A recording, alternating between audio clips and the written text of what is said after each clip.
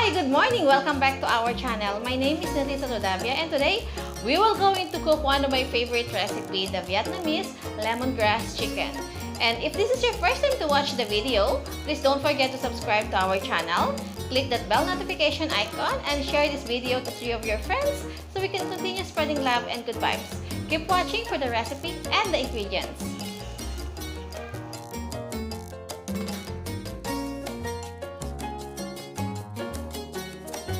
Hi, good morning! Welcome back to Narisa Radavia's Kitchen. In today's recipe, we need the following: chicken, 2 pounds or 1 kg, chili, onion, garlic. We also need the following: honey, fish sauce, cucumber, coriander, lemongrass, lime, pepper, and the light soy sauce.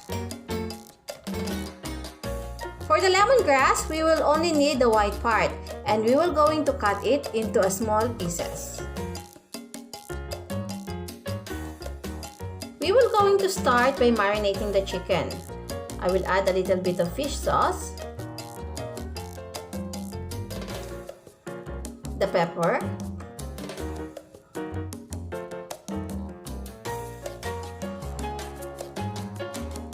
one tablespoon of light soy sauce,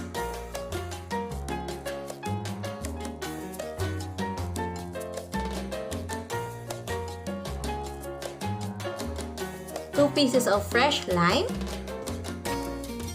We will going to marinate this chicken for 30 minutes to an hour.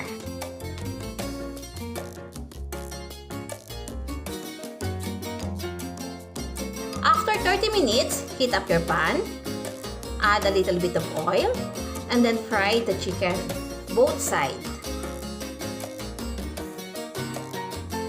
After frying the chicken both sides, this is it. Now we will going to remove some of the excess oil.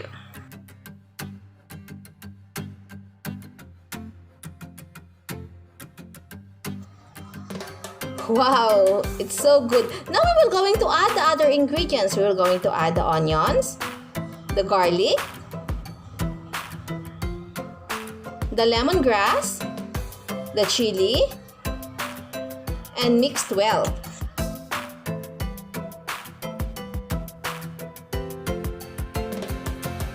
Guys, here we will going to saute all the ingredients until it is well blended. Then we will going to add the sauce. Now we will going to add the sauce. We will going to add the fish sauce, the honey, half cup of water, the black pepper, and simmer it.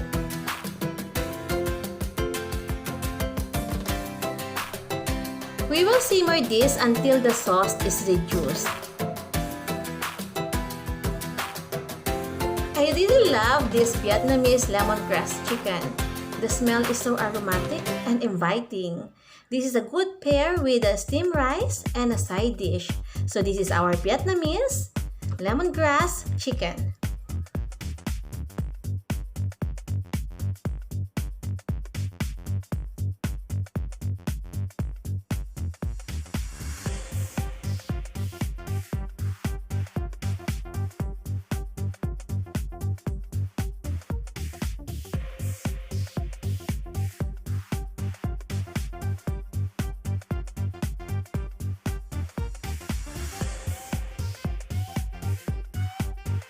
Hi, thank you so much for watching. That is our Vietnamese lemongrass chicken. I love this recipe because it's so mouth-watering, it's so yummy, and it's so delicious.